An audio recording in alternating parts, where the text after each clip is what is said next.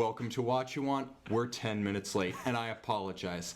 All the same, I blame Nomos. I was in downtown Miami with them today. Nomos, you're running slow, but I still love you. Okay, I'm here with Josh. Hey. Josh, as ever, is going to be giving his unique handle on value, markets, and putting our many new watch debuts in perspective. Now, I realize there's a lot of chatter around auction results this week, as well as the prospect of the auction of the actual Paul Newman. We're going to focus on watches that are semi-obtainable today, with the notable exception of one that isn't. Or maybe I should say 4 that aren't. Okay, so Josh, let me just remind everyone that as we wrap up the week and the weekend beckons, I do have Watch You Want watch reviews, my new channel where you can just see me reviewing watches. Talking hands videos, right? As I love to call them, the Talking Hands 6-minute quick hits of me with watches. Nice. We've got new videos every day. Check that out. You can find it on Google, Watch You Want watch reviews, or YouTube, Watch You Want watch reviews. That's a lot of W's. So, just want you to know that. Oh, thank you very much. By far. Oh, like... This makes it easy to come to work, guys.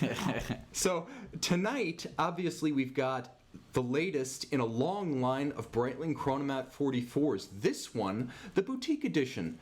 Likely the latest in a long line of those, too. Yeah. But this one is special delivery blue. 44 millimeters, stainless steel, 500-meter water-resistant pilot watch, so it's versatile, with the deployment clasp, alligator strap, blue mother of pearl that they're calling Vietnamese blue mother of pearl dial.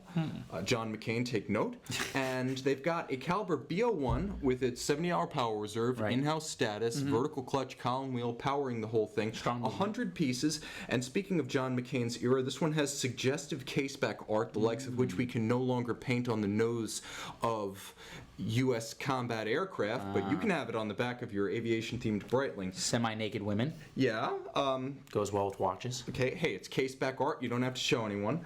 But at $9,100 US, 100 pieces, is this too many, too few, or does it just get lost in the mass of Breitlings that are a lot like this, but not exactly like this? Yeah, the answer is C, unfortunately. Well, I mean, okay, so the fact that it's 100 pieces is cool, though if you want a 44 millimeter blue dial chronomat, those exist. Okay, so in regards to special editions, it's a special edition if you buy it and you like it and you want to have something that's one of 100, though it looks a lot like something that there are many of, right? So it's for resale value, subtle right? It's exactly, and which that's kind of the thing with the Breitling special edition chronomats. I mean, because there's a ton of them, right? So I'd say in regards to value retention, it will be worth the same as a non-special edition, right? Maybe there's a tiny little boost on there, but in the coolness factor, the caseback art, and the deep Vietnamese mother of pearl blue. What do you think of our president thinks of that? A Swiss watch with the Vietnamese style. I abstain from answering that question, Tim. But it is definitely a unique take on the Chronomat 44. Right. I guess the question is, 100 pieces, you really have to love it to pay $9,100. Right. And, I mean, maybe they don't discount that watch. Maybe they do. I guess you have to find out in the boutique. I mean, let's not even talk about discounts. What's the relevance of limited editions as Breitling makes them? Are they down? Are they already way down the Hublot path of just too many limited editions to the point where you're like, sure, there are only 100 pieces, but there are 100 limited editions? Right. So that's really what it's about, right? So there are some limited edition, special edition Breitlings that do carry a little bit more value in regards to their retail value, right? So there's a few, like for example, when we get a blue dial, there's a blue special edition dial, a blue dial Navitimer that will sell for more than the white or the black dial. It will. So in that regard, because if you want a Navitimer, which is a strong seller, and you want a blue dial, you got to buy that watch. With the Chronomat, fortunately, there's many different shades of blue that you're going to be able to purchase. So I would say if you're buying something that you want to be an investment, don't spend $9,100 on this watch. If you want something that you're really going to love, that's going to be cool and unique, and you can show off to your friends and say, hey, look, there's only 100 of these, definitely buy that watch. I would have to say this is like the equivalent of buying like a $100,000 Corvette Z01. Actually, we use the $90,000 Corvette Z06 now. You know that in 4 years, some kid like me is going to be buying that car for $55,000 or less in the case of the Z06 because it starts lower. But if you enjoy it during that period, let's just throw market's out the window. Sure. If you have fun with this watch, and let's face it, blue is in right now. It's a very en vogue color on watch dials. Big time. You could have a watch that's very of the moment, hip, has real horological value. The B01 is finally reliable. It's finally living up to its original billing. And although there are other chronomats that look like this, there are none that are exactly like this. Sure. And I mean, if you're going to go with a chronomat, it's kind of the modern Breitling. The Navitimer was the greatest Breitling of the 50s, 60s, and 70s. I feel like since the 80s, with its sales volume and profile, the chronomat has been Breitling's strongest overall offering. Yeah. It's the watch that sells in volume. Yeah, they're going to sell more of them for sure. But that's different than value retention, right? True, So of course. they're going to sell these in mass because they're going to be the easiest to sell. They're going to be the most popular watch. Yeah. Does not help with value retention. So you're going to take a bath, but it's going to be a lot of fun. It's going to be like a bubble bath. Yeah, This is exactly. your bubble bath from Breitling. Here's the way I look at it. If you have $9,100 to spend on a watch, it's going to cost you the majority of that in order to own this watch. So if you're cool with that, buy the watch, enjoy it. And I'm sure there's at least 100 people out there who will feel that way. So 100 is probably the right number for that. Now, here's a watch that's only going to be produced in 4 pieces, confusingly described by the manufacturer as 4-piece unique. That's like giving 110%. Which I do every day, by the way. Naturally, call him.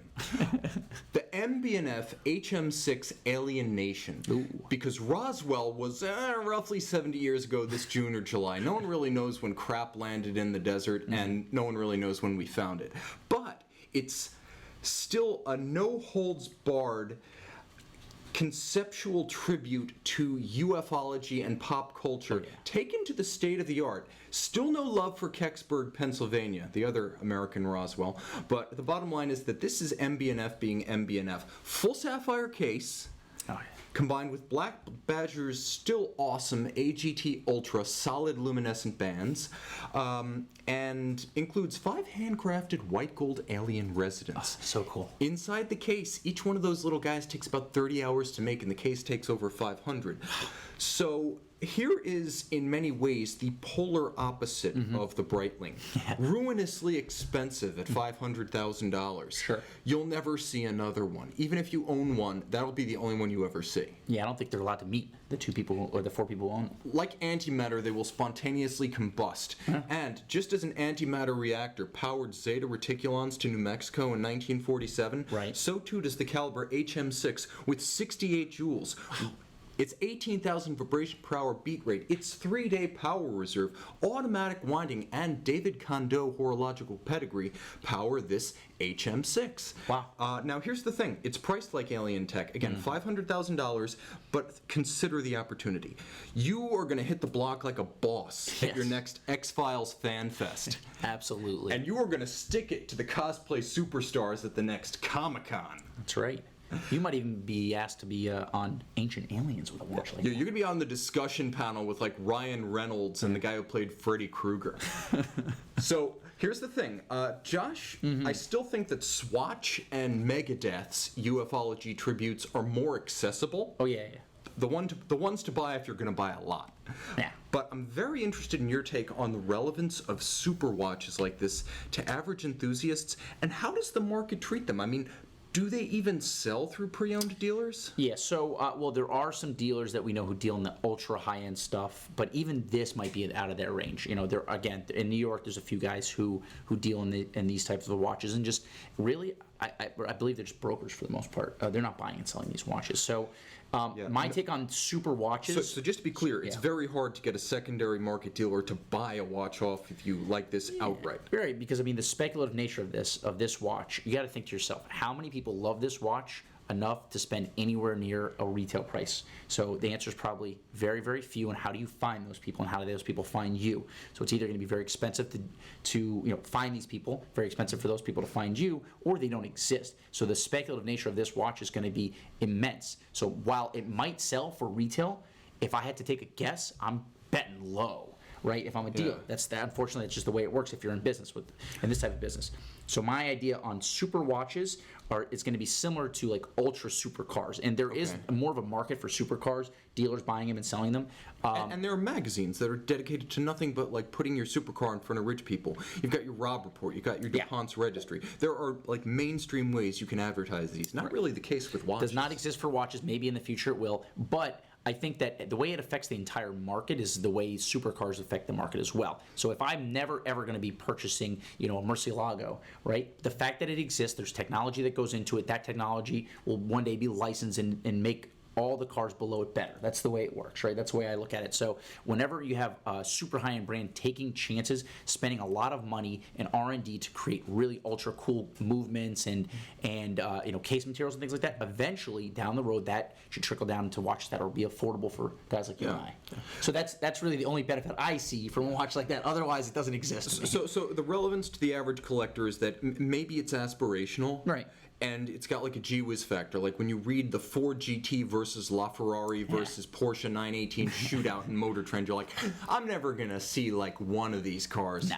But it's but there's a cool video. Exciting. Exactly. It's just thrilling. It's Richard Branson being exhibitionist and flamboyant and exciting and entertaining you. It's not necessarily something you look to own, but for those few privileged and fortunate who will own the watch, once you get into it, it's almost like the golden shackles. There's no quick way to sell it without taking a bath. But also, you would be offered like $150,000 on a $500,000 super watch. Maybe for an outright sale. It's just like there's not an actual market that exists between dealers, but there is a market between the guys who buy these watches. And honestly, if you're spending $500,000, which you're paying that, there's no discount on this idea. So there's no overstock of these four. So if you're, sure they made the order really. So if you're spending $500,000 on this watch, the golden shackles really don't exist for any purchase you make, right? Yeah, that's true. I mean, unless you're living well beyond your means, and if that's happening, if that's what you're doing, bravo. You're having fun, man. I'll tell you that. That Ponzi scheme is going to make the cover of the Financial Times. Oh, absolutely. I'll be reading that story for sure. But it's the market's different. People aren't ever really going to need to sell this, and if they do, they usually know someone else who can afford to buy it from them. Good point. Good point. Yeah. But just there's no routine market. There's no routine secondary market in watches like this. Not only are there a few of them, but from model to model, it's very individual. I would love to see the repair bill for a fractured sapphire case on this thing. Yeah, total loss. Yeah. Like I'd like to see the train crash from The Fugitive in 3D. You know what I mean? So, okay. Here's a golden oldie made new again. Officine Panerai Mare Nostrum PAM 716. It's easy to forget that back in September of 1993, the so-called 5218-301/Alpha was one of the 3 original Panerai civilian models. Yeah. There was the Luminor Marino with small seconds, and then there was the Mare Nostrum chronograph. Before the Radiomir, before the Ferraris, let's just pretend that didn't happen, before they went precious metal, before they were mainstream. There were a few hundred of these, and realistically today the market kind of regards them with a very, I would almost say, split, almost schizophrenic opinion. Yeah. The hardcore Paneristi have very divergent and pointed opinions about this. Yeah, you can't find a group that all agrees on this. Yeah. Now, aside from the mammoth 52mm PAM 300 and PAM 603, both 52 millimeters, but with like the heart of a Patek, beautiful Minerva 1320 chronograph caliber. The 249 pieces since we saw the last of these Mare Nostrum slip below the waves in dealer cases in 1996. Now we get a true reissue of the 5218-301, stainless steel, 42 millimeters. It's basically an ETA 2801 manual wind with a DD chronograph module on top, and it's very true to the original. Maybe some small changes to the lug profiles and the case back, but honestly, you'd have to do a triple take to tell the difference. So Josh, realistically, is the Mare Nostrum, which has never been embraced by the mainstream Panerai collector, is this new one the perfect way to relaunch the model and perhaps open a third Panerai model line alongside Radiomir and Luminor? Sure. Or is it a dead end? And at the same time, and this is the second part of the question, will this be received as a more wearable PAM 300/603 603, or is this inherently less special because it doesn't have the Minerva movement and the sheer wrist presence of those monsters? So it's a lot of, you hit me with a lot of questions. Okay. So let's break it down. I mean, Do I think that this is the emergence of a third, or really, I guess it would be like a fifth case, right? Because they have the Yeah, I mean, I'm factoring by grouping here. I'm saying Luminor and Audemars. Let's forget 1940, 1950 Due. Okay. Luminor Audemars is the Mare Nostrum, Okay. born as a chronograph, built as a chronograph. Is that the third line? And is it a good way to do it if that's their idea? I believe it's not. Okay. I think it's a little too outlandish. It looks a little freakish, and it doesn't. When people look at that watch, they don't think of Panerai like the mainstream buyers or like the layman, right? So somebody who's thinking, oh, that's kind of a cool watch, they're not looking at that watch. So I would say that in my belief, if they are going to be releasing these, it'll probably be like in small runs, like this is 1,000 pieces. It's 1,000 pieces, and it's affordable in regards to what they've been releasing in the past.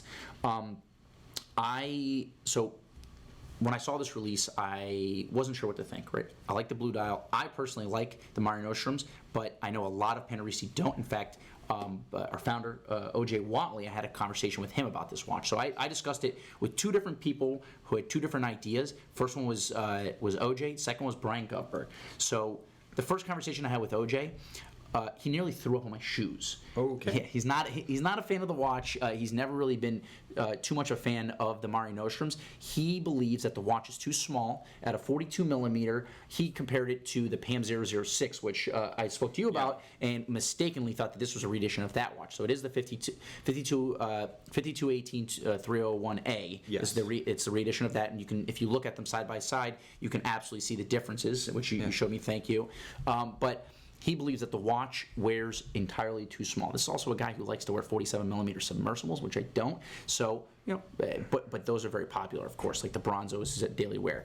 So, from a hardcore Panaristi who essentially made his name and living on Panerai. Just explain real quick how Watch You Want started, like the 15-second version. Okay, cool. So, in the 90s, O.J. Watley got a watch, traded it towards a Panerai, got on the Panaristi forum, and essentially became the go-to guy in North America, probably maybe in the world at one time, for buying and selling Panerai. Made it his job to know everything there is to know about Panerai, and literally built this company that we're in right now, Watch You Want, on Panerai. And obviously we evolved into going into more brands and whatnot, but OJ has been known as the Panerai guy and for a very long time, right? Yes, so OJ has been doing the Panerai thing since before Panerai even had a handle on like web marketing. Right. So back when the Panerai website was crap, watchyouwant.com was the go-to for Panerai. So OJ has a nuanced and educated opinion on this, and he hates it. Yeah, he hates this watch. He hates the size. He says that even at 42 millimeters, it's going to wear like a 38, which when he told me that, I was actually kind of excited. Because I tell you guys, I wear a 42 millimeter watch. Is my favorite watch, and I like a smaller watch on the wrist. I don't like something that's massive, behemoth. So I was actually happy about that. The fact that it's manual wind, OJ did not like. Personally, I do like that. Yeah, I like that too. He said the last thing that he hated about this watch is the fact that it has no date function, that it should have a date function. So if they release this watch with the blue dial, the same blue dial, which is the saving grace, which he enjoyed, a 46 millimeter with a date, OJ would be on board. Otherwise, not so much.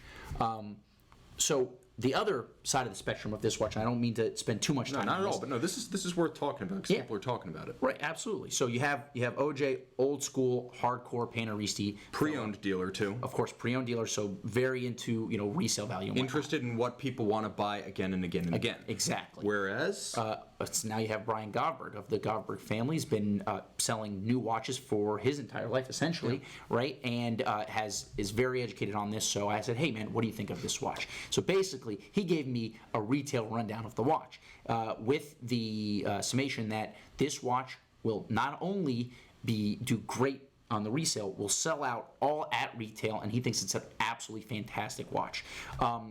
I can see from a retail standpoint the fact that it's something that no one else has. It has a blue dial, which everything blue right now is selling. Yes. And it's a little bit different. I can see that there's certainly maybe 1,000 people willing to pay $10,600 for this watch. And also, I'd say at $10,600, it's a reasonable price point. A lot of the new Panerais that are coming out are not insane. I'd say 4 years ago, that watch would have like a $15,000 retail price. Yeah, and then there would be the mark. And here's the thing: we don't know if there's going to be a markup when it hits the secondary circuit. It may be that this is the kind of watch you see selling for $12,000, $13,000, $14,000 Possibly in September. Yeah. sells for 6. Who knows? But it's cool. I think the watch is cool. I like the manual wind movement. I like that I'm not a huge chronograph guy, but it looks different than everything else on the market right now. There's no other watch you can mistake for it, right? That's true. Short of the original from the 90s, Right. which no one's going to confuse. Honestly, when you get to the case back, the millistimation, the serial numbering, the model numbering, it's all very different. No one's going to confuse. No one's accidentally going to order one and receive the other. Yeah, so very interesting watch. I think we're going to play this or that with the Panerai and the Breitling at the end of this. Understood. Okay, so quick question. I wanted to take a question from the field, and this was one that came early. By the way, guys, I apologize that we started a little late tonight. Miami traffic and a streaming issue. So we had a question along the lines of contemporary Vacheron that we think will be collectible. And I'm going to come out and say that any version of the second generation overseas chronograph with a blue dial is going to be very hot. A second generation was the watch they just flat out got right. Yeah. And whether it's rose gold and blue, steel and blue, Vacheron did a great job with the styling of the watch and the balance of color to metal, the balance of bezel to case, the balance of lugs to bracelet. And Josh, I think a second-gen Vacheron Overseas is kind of still where it's at from a demand I mean, standpoint. across the board, I mean, it's still not trading anywhere near the original retail price, but where they're trading now, they have been there for a while. The blue does get a bump. You're going to be, you're going to pay more for one. You're going to get more when you sell it for the blue dial. Like we just have like just the time and date version on our website, and I already have like 3 or 4 inquiries on that watch. That would be.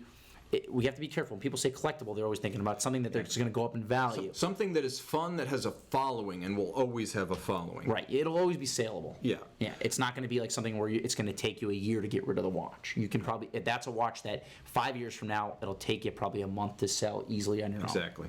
Yeah. Okay, so now watches from outside the sports realm, really more what Vacheron is known for. I would say modern day collectibles. If you can afford something like Les Masques, then you're playing in a different league than even the average Vacheron collector. All of those will be curated auction catalog cover pieces in the future.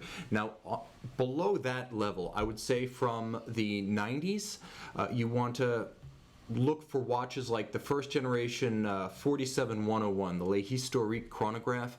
That was a watch built in small numbers for over a decade. You're looking at no more than a few hundred of each version of the watch.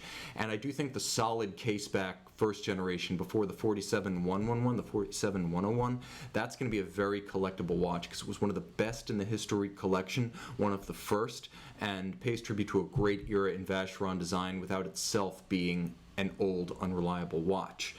And I think the Mercator will be unconventional time display, to be sure, but I think that it's distinctive of Vacheron in a way that sets it apart design and function-wise from mainstream Patek Philippe and Audemars Piguet watches. So again, finding something that's distinctively Vacheron is necessary, and that's one of those things. And I would also say more recently, I mean, Josh, maybe help me out. What do you think from recent Vacheron collections do you think it stands out as a future prospect? I mean, it's tough to say, honestly. I'd say that really the only watch that's really going to be holding value moving forward is going to be the Overseas, the second generation for sure. Yeah. The new Quadrillees are pretty cool. They are. The new ones. And Right, I think they finally got their act together, simplified the watch, admittedly, but also created more attractive base metal versions and did Titanium too, man. Yeah. Not just titanium, but steel. Well, yeah, okay, steel And- for sure, yeah. And It's very affordable at steel too. It's like I think the retail price was like $13,000 for that watch in steel. Geneva Hallmark display case back, yeah. I mean, yeah, that watch they got it right. It was weird that what they did with the Overseas when, like, as far as in regards to pricing, when the Quadrille they had it like at a very reasonable price. It seems like. I think that they finally got it right after the better part of a decade of trying. They finally got it right. But you know what? Sometimes that happens. The AP Millenary came out in 1995. They didn't really hit the bullseye with that model and bring it into its own as a desirable reference that stands on its own, 4 lugs until, 2011 with the 4101 and the front side escapement. That was the watch that brought the Millenary into the era of, I think, desirability and mainstream recognition. And I do feel like as Josh says, the Quaidalil has crossed a threshold from novelty watch in the collection to a real pillar of the Vacheron catalog at a time when Vacheron needs them. Well, it's a good secondary reference, which would be it's a good comparison to the Millenary, because the Millenary will never be the Royal Oak or the Offshore, but it's a great secondary reference. Yeah, I agree with that. So. Okay, so that's where we think future collectible Vacheron might be. I will say that the Chronomat Royale 1907, it's not a watch that we've seen much, and it's an exquisite one. So What's that? Which watch? This is literally Vacheron's Chronometer watch that came out in 2007 and pays tribute to a long heritage of Chronomet Royale. The thing is, no one really knows about it. Yeah, I don't know. So I think extreme rarity and undersubscription from buyers will work in its favor eventually. Sure. But this is a long-term prospect. I'm talking like 20 years from now. Let's get together and see if I was right. All right, put it on the calendar. Put your brain microchip in and download the episode when the time comes. Oh, yeah. Okay, speaking of alien tech, Yes. We've had an alien-inspired watch. Okay. We've had alien-inspired allusions to future tech, and we've got Royal Oak Offshores from Audemars Piguet paying tribute to the golden era of sci-fi, the 1960s, and the origin of the Hotel Byblos in Saint-Tropez in south of France. So, okay, Josh, these are being billed as the summer editions from Audemars Piguet of the Royal Oak Offshores for men and for women. Right. And I think the one for Les Vacances en été, 50 pieces, rose gold, 44 millimeters, white dial and white strap, the men's model.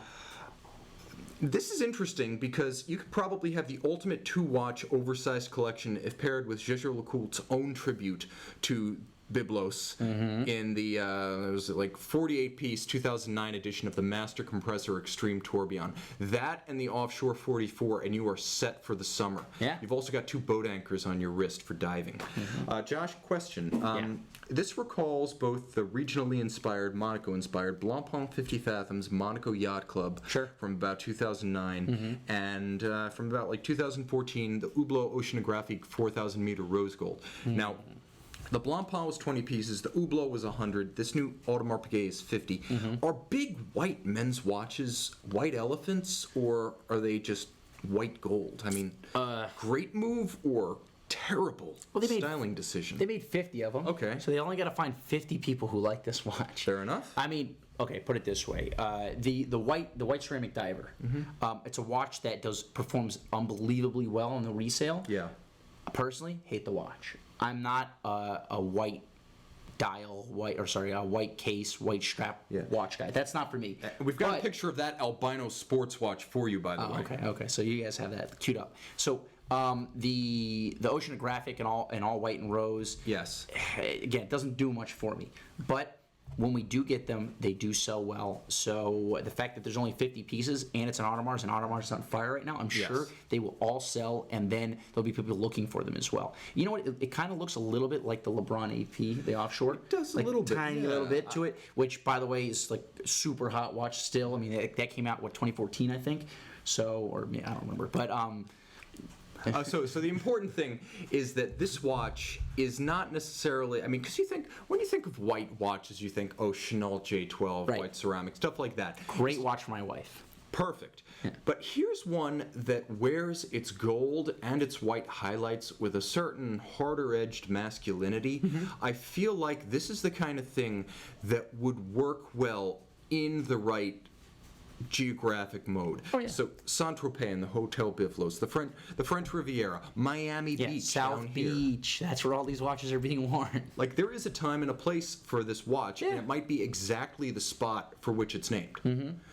Or if I was rich and single, I'd certainly wear that watch down on Miami Beach. Yeah, this is the I'd attract the right kind of attention for sure.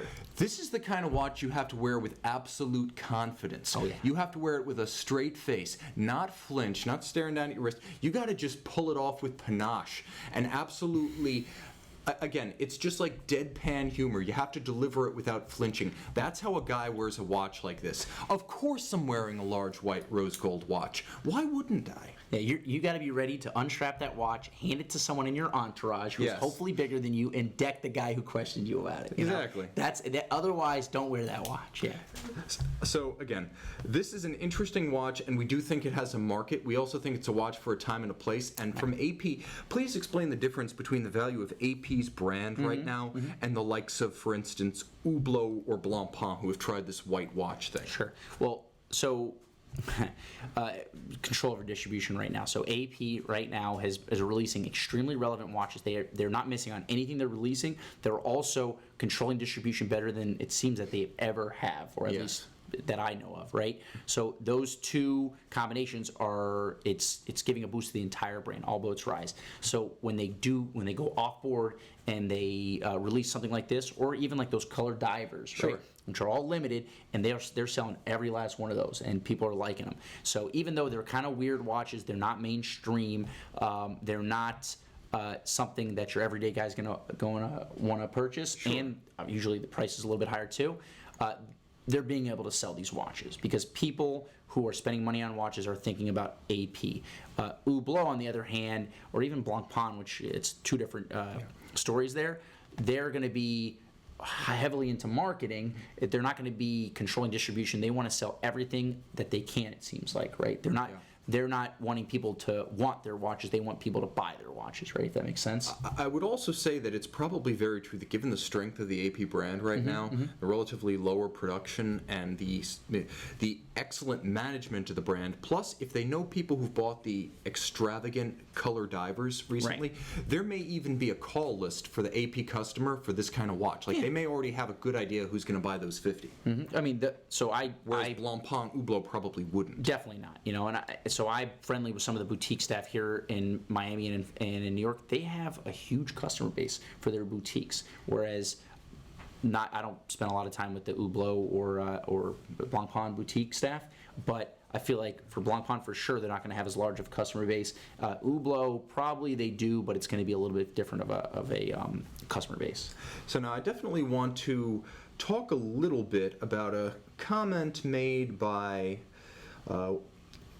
Gary Smith, saying that all the MB&F Alien watches have sold already. This is expected. The question is, how mobile are these? It's not like you're selling waterfront real estate on Miami Beach. This is the kind of thing that might sell very quickly at the point of initial sale, primary circuit. The question then becomes, though, it's almost like selling a hot rod. You have something that's very specific to a single person's vision of what's perfect, and in order to sell it, you've got to find someone who has that exact same vision and drive to pay for it, or you've got to take a little bit of a bath. So the question isn't, can you sell a watch like this? Obviously, MB&F is a strong brand. They have folks who are into what they do. The question is, how much life does a watch like this have after the primary circuit? Well, is there a market for it, secondarily? There's definitely a market, but you got to think about this, right? So if you're spending $500,000 on a watch, you have no problem buying it from the brand. In fact, you're happy to buy it from the brand because you know what you're getting is something that's going to be working out the box, right? It's going to be, you know where it's been. Under warranty. Under warranty. You know the provenance of that watch. Now, I go ahead, Josh Thanos, I buy that watch, okay? I wear it for 2 years. Who knows where I go? Who knows where I spend my money and drag that watch all the way around? Then I decide, you know what? I'm not really into this watch anymore. I want to go ahead and get my money out of it. So I throw it up on a place like eBay. I'm going to throw it on Chrono24.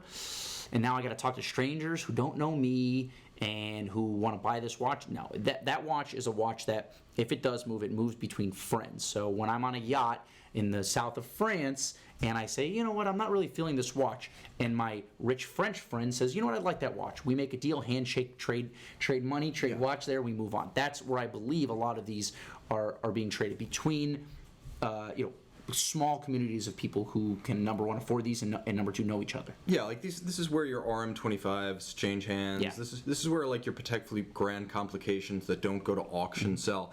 There's like I would say there's almost a just continuous silent auction between collectors of the ultra high end. Right. There's like a stealth market for watches like this that's unseen to the general public and unseen even to us to a large extent. And again, we do know some dealers that do deal in this super ultra high rate. They get to pick and choose their customers, and they are essentially in that group. And they just are the guy who you go to if you want to make sure you're doing things right in regards to a deal, or hey, how much is this worth? Okay, can you make this an easy transaction for me?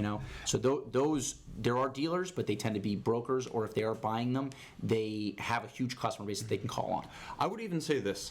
This is not a knock on MB&F at all. We love what they do, and they've got from the opposite, right? From the HM10 for $50,000 up to the $500,000 HM6 Alien Nation. They've got a huge spread of prices. This is a commentary on mega watches in general. Any watch that's selling for hundreds of thousands of dollars, any watch that's hugely specialized with narrow appeal by virtue of what it is, and then narrower appeal by virtue of its pricing. This is just us looking into a world where watches priced like real estate and auction grade collector cars move in a market fashion that's very different from how either of those other commodities trade hands. It's unique to the watches in this price range. And again, this is not us knocking MB&F. We really like it's the opposite, really. It's we're paying homage to the brand, saying that this is a watch that trades specifically through collectors. And I mean, to be honest, those types of brands, really all the brands, they would rather not have dealers and speculators buying and selling their watches. They would rather them trade between collectors, honestly, or not at all. So now we have some questions from the field. First, we're going to play this or that. Josh, you've got your choice. You can take the Breitling Chronomat 44 Boutique Edition or the Panerai PAM 716 Mare Nostrum. Again, there are 10 times as many of the Panerai. Costs $10,600. Right. But the Breitling at $9,100. Probably more of a risk of capital invested. I'm just going to put it that way. Hundreds of thousands of Breitling Chronomats that exist. Yeah, exactly. Which one would you take? Let's just say for a second, you're just going to pick the one you like better. Sure.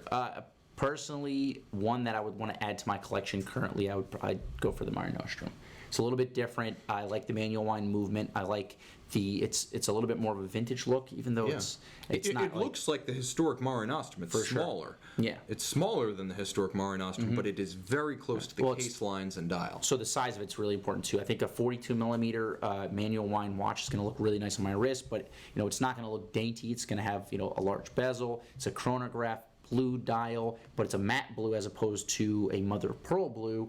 For me personally, Mare Nostrum wins in every category, except for price, I guess. But even still, they're close enough. Yeah.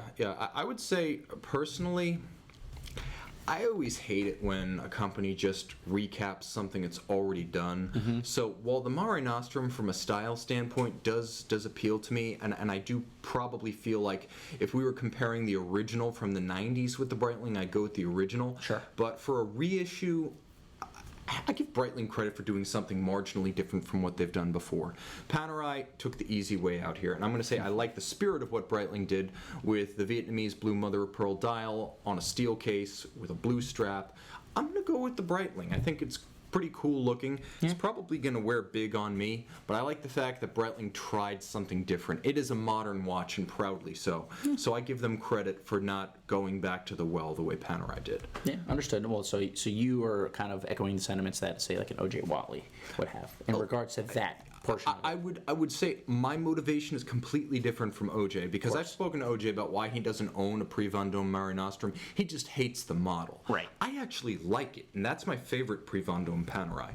So I'm saying I love the way this watch looks, and I love the idea of it, but I don't like the fact that it's a rehash in an era when a lot of companies are doing that, because it is the way to capture a captive market, play to nostalgia, and make an easy buck. So while it's a good watch, and it'll give a lot of satisfaction to its owners, it's not the real thing, and the Breitling dared to be even just that little bit different from what came before. Fast and Furious, same script. Let's just do another one of these kind of thing. I got you. I understand. Makes sense. I mean, it's like Fast 6, 7, 8, 9, 10. In Breitling's case, they dared to be a little bit different. Cool. I can respect that. So question from Paul R. Yeah. Josh, is there a price point sweet spot for steel sports watches? Consider something like a diver and a chronograph. Nothing crazy. What's a reasonable budget to get a quality mainstream luxury model from a reputable brand? It's funny, I had this conversation. I had this conversation with a customer recently. So he told me his budget was between $3,000 and $6,000, and he wanted an everyday wearable sports watch.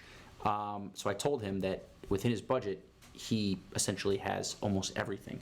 And if you were to extend it maybe to 75 or 8, for sure you have everything. So I'd say between or 8,000 and under, you can get a stainless steel sport watch, really any. Let's name names. Model. So, okay, Rolex Submariner, ceramic or otherwise, okay?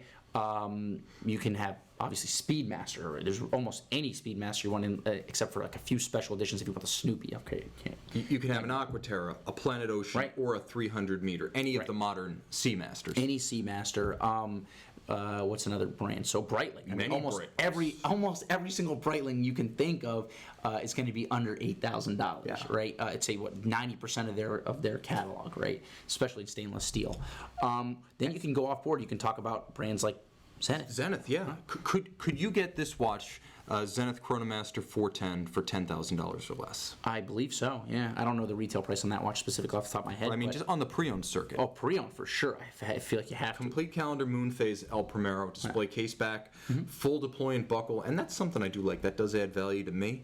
Also worth mentioning, there are many steel JLCs, masters and reversos that you The can get Navy pre-owned. Seals, like every Navy Seal you can buy under $8,000. There's just I'd say 8,000 and under. If you had that budget, you could. And you're looking for a sports watch, yeah. I'm not going to throw out reversos and masters there. Like Josh said, Navy Seals, also master compressor divings. Yeah, all the master compressor diving watches. What's another? Panerai. Okay, so we talk about Panerai.